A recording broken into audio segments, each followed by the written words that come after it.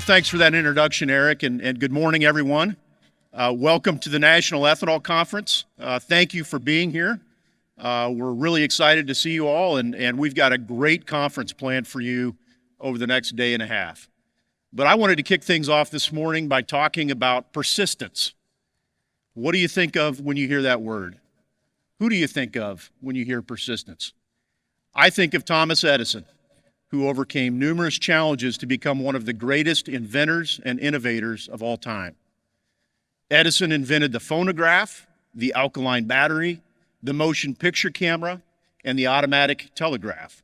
He improved the telephone, he perfected the light bulb, and he developed many other products that have enhanced the quality of life for billions of people. But for every one of his successful inventions or discoveries, Edison had hundreds of failed ideas and worthless patents, like the electric pen, the talking doll, and concrete furniture. So when asked if these failures and flops had discouraged him, Edison replied, quote, "I have not failed 10,000 times. I have not failed once. I have succeeded in proving that those 10,000 ways will not work. When I have eliminated the ways that will not work, I will find the way that will work." Now that's persistence. And it typifies the same sort of resolve and perseverance the U.S. ethanol industry has always shown. When faced with challenges, roadblocks, and failure, we don't give up. We continue to innovate, we think outside of the box, we find workarounds, we eliminate the ways that won't work, and find the way that will work. And just as persistence paid off for Edison, it paid off for the ethanol industry in a big way last year. Indeed, your persistence was the reason 2022 turned out to be one of the best years in the history of the U.S. ethanol industry. In 2022, the industry produced 15.4 billion gallons of ethanol. That was up about 400 million gallons from 2021 and a 10% rebound from 2020. The industry also produced 36 million metric tons of nutritious animal feed, more than 4 billion pounds of distillers corn oil, and captured 2.8 million tons of carbon dioxide. Demand perked up as well. Domestic blending in 2022 was a bit higher than it was in 2021, even though total gasoline consumption was down a bit. At 10.4%, ethanol accounted for a record high share of U.S. gasoline. And exports were up too, as shipments to Canada, South Korea, Europe, and other markets expanded. So while ethanol production and demand have not yet recovered to pre-pandemic levels, the industry's contribution to the U.S. economy has approached record levels in 2022. Ethanol supported nearly 79,000 direct jobs and another 343,000 indirect and induced jobs across all sectors of the economy. Last year, the industry generated $57 billion in gross domestic product, the second highest amount ever. And we boosted household incomes by nearly $35 billion. Meanwhile, average profit margins across the industry hit their highest level since the heyday of 2006, resulting in reinvestment and economic rejuvenation throughout rural America. Our persistence finally paid off in Washington, D.C. as well, leading to a string of favorable policy decisions that will drive growth and investment in renewable fuels for years to come. In fact, I would say 2022 was the most fruitful year for ethanol policy and regulation since at least 2007. And perhaps the best example of our progress and success in 2022 was the Renewable Fuel Standard. After years of mismanagement under previous administrations, President Biden and EPA Administrator Michael Regan finally put the RFS back in growth mode. Last June, EPA finalized a 2022 renewable volume obligation of 15 billion gallons. So for the first time in 9 years, EPA actually enforced a conventional renewable fuel volume that matched the volume specified by Congress all the way back in 2007. That is worth applause.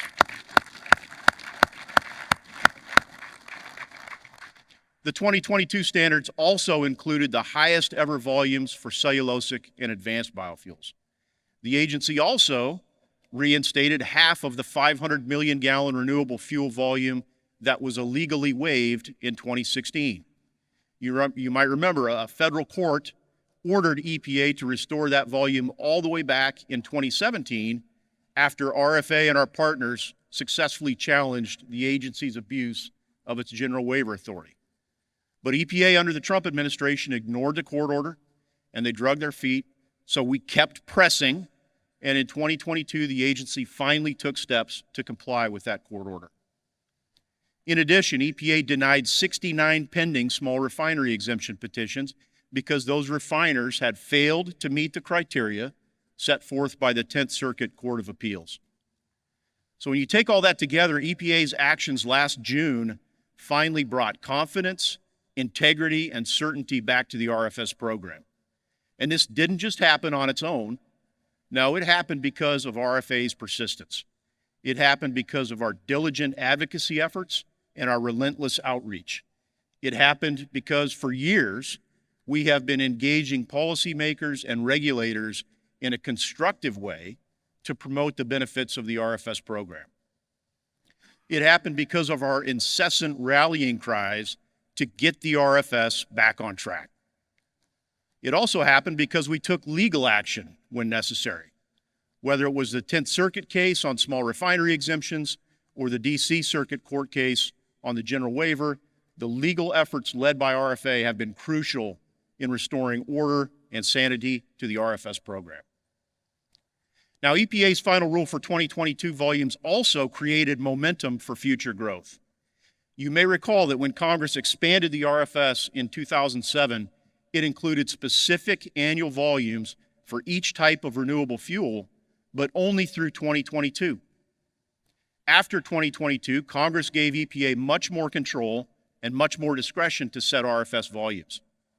Of course, the absence of specific statutory volumes for 2023 and beyond led some opponents of the RFS to say the RFS would simply end or expire when the clock struck midnight on December 31st, 2022. And they said if we knew what was good for us, would give up on the RFS and would move on to something else since it would soon be expiring anyway. In 2016, Texas Senator Ted Cruz said if he was elected president, he would begin to phase out the RFS in 2017 and, quote, it would end in 2022. That has always been the plan, he said, adding that the RFS is slated to end in 2022 anyway. Others who fully understood the RFS doesn't expire still attempted to stoke fear about the fate of the program. They said the program would be doomed without congressionally specified volumes. They said the ethanol industry should rush to the bargaining table to compromise with oil refiners on a fuels policy for 2023 and beyond. Former Texas Congressman Bill Flores said, quote, beyond 2022, there is not a certain space for corn-based ethanol under the RFS. And he said legislative reform would be much better than relying on a bunch of bureaucrats beginning in 2022. Flores suggested that to avert a post-2022 disaster, the ethanol industry should support his legislation that would swap out the RFS for a flat 9.7% ethanol blending guarantee. He said locking in the so-called blend wall would be better for us than letting EPA do its job after 2022. And of course, the head of the Refiners Trade Association told lawmakers that more discretion for EPA in 2023 would create chaos for the RFS program. He said replacing the RFS with a nationwide premium grade gasoline standard would represent a compromise solution that would make life better for everyone. But we didn't take the bait. We stood our ground on the RFS. We worked with our congressional champions. We worked with fair-minded regulators, our allies in agriculture, and we fortified the RFS to ensure a positive outcome from EPA's set rule. In other words, we persisted. And over the past several years, RFA has met regularly with EPA to drive home our position that the set rule should provide growth in every category of renewable fuel beyond 2022 levels. We argued that higher set volumes would lower fuel prices, cut petroleum imports, and reduce carbon emissions. And so when EPA released its proposed rule in December, it included the steady growth that we were hoping to see. And the agency underscored that higher RFS volumes can indeed, quote, bolster U.S. energy security, protect consumers from higher fuel costs, strengthen the rural economy, and reduce greenhouse gas emissions, end quote. Specifically, EPA proposed a 2023 conventional renewable fuel volume of 15 billion gallons, along with restoring the other half of that 500 million gallon remand. For 2024 and 2025, EPA proposed conventional renewable fuel volumes of 15.25 billion gallons, the highest volumes ever. The proposal also included higher volumes for advanced biofuels, but many consider those volumes to be overly conservative. And so we've joined with our partners in other segments of the biofuels industry to encourage EPA to carefully consider the data and comments submitted by stakeholders as it prepares the final advanced and cellulosic volumes. We've also encouraged EPA to reconsider its proposal for allowing electric vehicle manufacturers to generate credits, or so-called eRINs, for renewable electricity made from biogas. Now look, we agree that the law allows electricity to participate in the RFS program if it meets certain conditions. But by allowing companies like Tesla to generate eRINs, EPA has proposed to create a novel program for renewable electricity that conflicts with how RINs are generated for all other biofuels under the program. We believe EPA's eRIN proposal is inconsistent with the statutory purpose of the RFS, which is to support the production of renewable fuel, not the production and sale of certain vehicles. So when EPA finalizes the set rule in June, we hope it takes a much more reasonable and consistent approach to eRINs. Still, this is a good proposal overall for the ethanol industry. And as this new chapter begins for the RFS, the ethanol industry is in a great place. The set rule sets us up for success. And again, that's because of RFA's tireless advocacy efforts. But being persistent and patient can be really hard sometimes. Sometimes it feels like you've tried everything and nothing is working. Sometimes it feels like every street has a dead end. And I have to admit, our effort to secure year-round E15 has felt that way at times, hasn't it? We thought the E15 problem was finally solved in 2019 when President Trump's EPA issued regulations that finally opened the door to year-round E15 sales. But it was a short-lived victory. Oil refiners sued EPA, and unbelievably, the courts found in their favor in 2021 and reversed the EPA regulation and put that summertime barrier back in place. Another dead end. But as Thomas Edison's dear friend Henry Ford once said, there are no dead ends. There is always a way out. What you learn in one failure, you utilize in your next success. So what did we learn from the court's rejection of the Trump administration's E15 waiver? Well, we learned that there's a group of persistent Midwest governors that is just as unwilling as we are to take no for an answer. And one of those governors, Governor Kim Reynolds, is going to be joining us here tomorrow, and she'll talk about this issue and several others. In late 2021, Governor Reynolds and several other governors asked EPA for guidance on how best they could use their Clean Air Act authority to eliminate the RVP waiver for E10 in their states. And by doing this, that would not only improve air quality, but it would also put E15 and E10 on equal footing by compelling refiners to produce a uniform, lower volatility summer gasoline blend stock for use in those states. So a dialogue began between EPA and the governors about this approach in early 2022, and it felt like we were onto something. But the administration would soon shift its focus to another issue that needed immediate attention, and that was the impending global energy crisis. As 2022 was beginning, Russia was amassing military forces on the Ukraine border, and an invasion appeared imminent. World energy markets were on edge, and prices for crude oil and natural gas began surging. And a day after last year's conference ended, the day after the NEC wrapped last year, Russia launched a full-scale invasion on Ukraine. And by mid-March, U.S. oil prices had spiked to $124 a barrel, the highest level since 2008. Gasoline shortages began to develop locally, and retail prices shot up to a new record high of $4.32 per gallon in mid-March. All the while, our industry was steadily conveying a message, a simple message, to the White House, and that was, let us help. With ethanol prices far below gasoline prices, we argued that expanding the use of ethanol could help contain high pump prices and deliver economic relief to American drivers. Specifically, we called on President Biden to take emergency action to allow E15 sales to continue during the busy summer driving season. Our outreach was persistent. In fact, people in the White House and EPA might say it was annoying. But in addition to dozens of phone calls and letters and meetings, the administration's social media channels and email boxes were bombarded each day with hundreds of pictures from all over the country showing E15's considerable savings at the pump.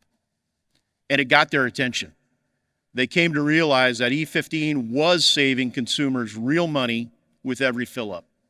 And they understood that bagging E15 nozzles on June 1st would result in another unwelcome price hike for drivers. So President Biden responded. And in mid-April, he announced that EPA would issue that emergency waiver to allow continued sales of E15 all summer long. And he stated that adding more ethanol to gasoline, quote, stretches the supply, provides competition, and better prices. And he was right. Thanks to the emergency waivers, E15 volumes surged to record levels last year as consumers flocked to that lowest cost option at the pump. Last summer, E15 sold for 20 to 30 cents per gallon less than gasoline on average. And that saves drivers $4 to $5 a gallon, or $4 to $5 with every fill-up. But that was last summer. What about this summer? Will consumers still be able to purchase lower cost, lower carbon E15 when the calendar flips to June 1st?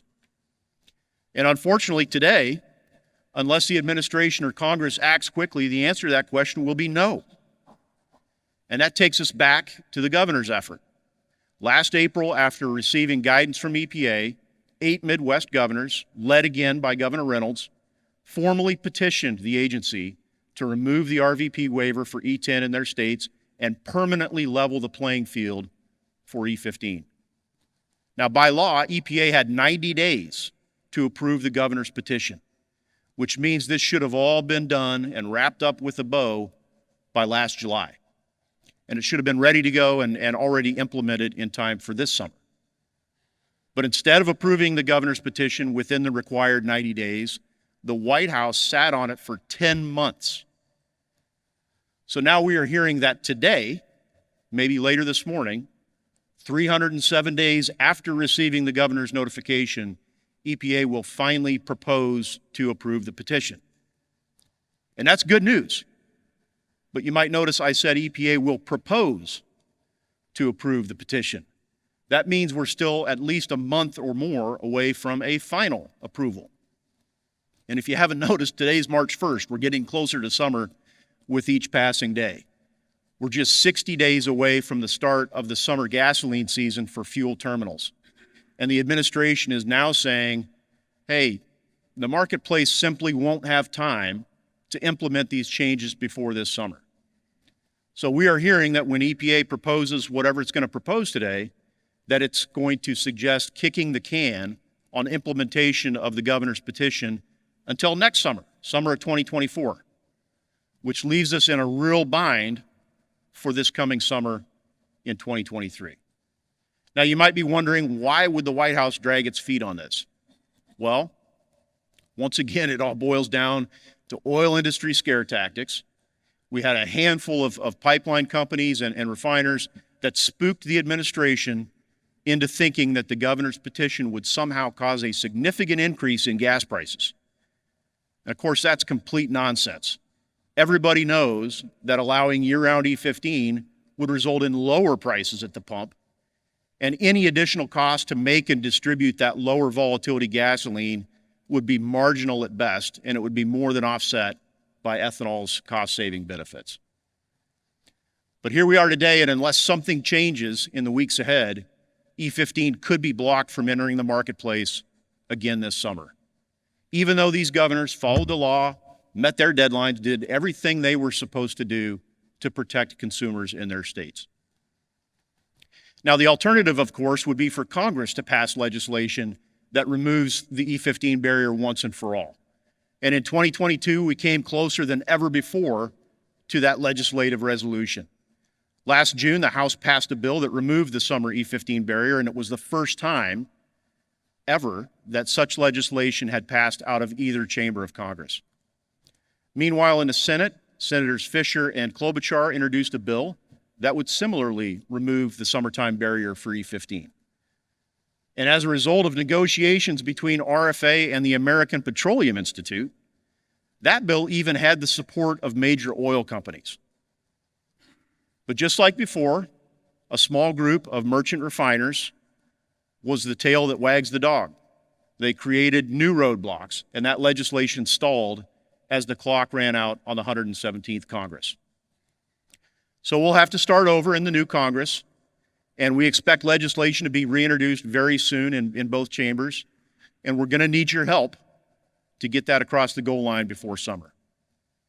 But the bottom line is this: if Congress or the administration fail to act before summer, consumers will lose access to the lowest cost fuel at the pump, right at a time when they're going to need it most. In fact, all signs are pointing to another fuel supply crunch and high gas prices this summer. And those, of course, were the same conditions that led the administration to issue emergency waivers last year. Total crude oil and petroleum product inventories are at their lowest point since 2004. Gasoline stocks are well below year-ago levels, especially in the Midwest and Rocky Mountain regions. And in many locations, today's retail gas prices are about where they were at this time last year. Current conditions are expected to worsen as the summer approaches. Average gas prices are expected to surpass $4 a gallon. Some areas are likely to be paying more than $5 a gallon. So unless EPA or Congress acts quickly, President Biden will likely need to take emergency action again to extend fuel supplies and keep lower cost E15 flowing this summer. So as we're talking today, on March 1st, the outlook for E15 this summer remains a bit uncertain. But we're going to keep pushing, and we won't stop until consumers have the ability to choose E15 all year long. In 2022, our persistent advocacy efforts also helped secure a prominent role for low-carbon renewable fuels in the Inflation Reduction Act. And you're going to be hearing a lot more about the IRA later this morning. In my view, the IRA marks the most significant federal commitment to low-carbon biofuels since the RFS was expanded in 2007. This legislation truly is a game changer, and I would encourage all of you to stick around for the panel later this morning to learn as much as you can about the opportunities within the IRA bill. One of the most exciting provisions of the IRA is the Clean Fuel Production Credit, which is a technology-neutral tax incentive for fuels that reduce carbon emissions by at least 50% compared to gasoline. The value of that incentive increases as the carbon intensity of the fuel decreases. And because of our efforts, the law requires the use of the Argonne National Laboratory GREET model for measuring a fuel's carbon intensity and determining those tax credit values. In addition, the bill creates the first ever tax credit for sustainable aviation fuels. It appropriates $500 million for higher biofuel blend infrastructure, and it extends and improves the CCUS tax credit. So overall, the IRA's provisions will create long-term investment certainty and stimulate extraordinary technology innovation in renewable fuels. But as with any new legislation, the devil is in the details. And the success of these provisions will depend on how they are interpreted and implemented by the federal agencies. And that's why RFA continues to actively engage with the Treasury Department and other agencies to ensure that this bill is implemented in a way that truly stimulates growth and investment as intended by Congress. So as you can see, the ethanol industry is benefiting from some strong tailwinds right now. We have momentum on our side. We had some major victories in 2022. Now we got to keep it going. And as we continue positioning ethanol for long-term success and growth, we have to remain persistent in telling our story to policymakers, to regulators, to the media, to other industry stakeholders, and to the general public. We can't let others define us. We define our future, not oil refiners in Delaware, not environmental extremists, not ivory tower academics at the University of Wisconsin, not loudmouth cable TV talk show hosts, Greg Gutfeld. Every chance we get, we need to share the data and the science demonstrating that ethanol is the lowest cost, low carbon fuel available anywhere on the planet. We need to remind decision makers that today's corn ethanol already reduces carbon emissions by 50% compared to gasoline. And with the adoption of carbon capture, utilization, and sequestration, integration of renewable natural gas and electricity, and low carbon farming practices, corn ethanol is well on its way to net zero emissions. In fact, it is your commitment to achieving carbon neutrality by 2050. That's the reason, folks, that ethanol is experiencing a renaissance moment today. From green ethylene to sustainable aviation fuels to heavy-duty engine applications, innovative companies are looking at ethanol as the fundamental building block for a low-carbon future. And policymakers in Washington are looking at ethanol as the key to success under a potential nationwide clean fuel standard or a high-octane, low-carbon fuel standard like the Next Generation Fuels Act. There finally seems to be a growing recognition that ethanol is a decarbonization solution that is available here and now at a low cost. And more people are catching on to the fact that an electrify everything strategy simply isn't practical or realistic in the decades ahead. Look, we're going to have hundreds of millions of internal combustion engines using hundreds of billions of gallons of liquid fuels for many, many years to come. So if our nation truly wants to reduce carbon emissions from transportation, the answer in the near term is to use more ethanol. President Biden himself has recognized that, quote, you simply can't get to net zero by 2050 without biofuels.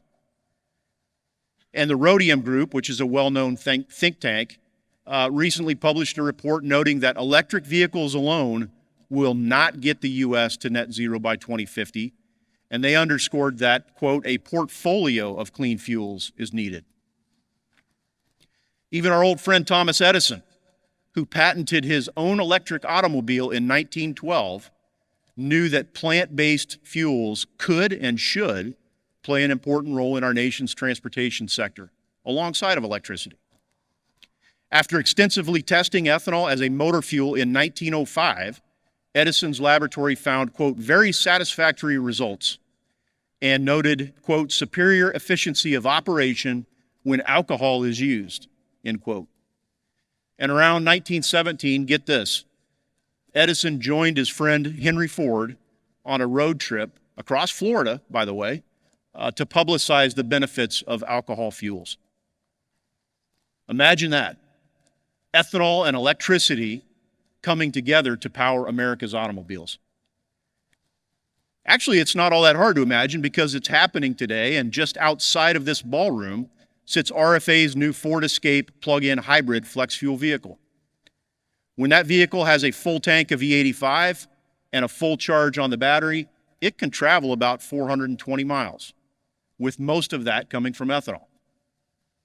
And depending on the carbon intensity of the ethanol that's used, this vehicle can reduce emissions by about 80% today compared to a Ford Escape that would be running on gasoline. And consider this, if the E85 in that vehicle is made from low carbon ethanol and renewable naphtha, the renewable content of that gallon is about 98%. So one day very soon, this could be the first real zero emissions vehicle to run on 100% renewable liquid fuels. Now, unfortunately, you can't go to your local dealer today and buy a plug-in flex fuel vehicle. You might want to ask the automakers why that is.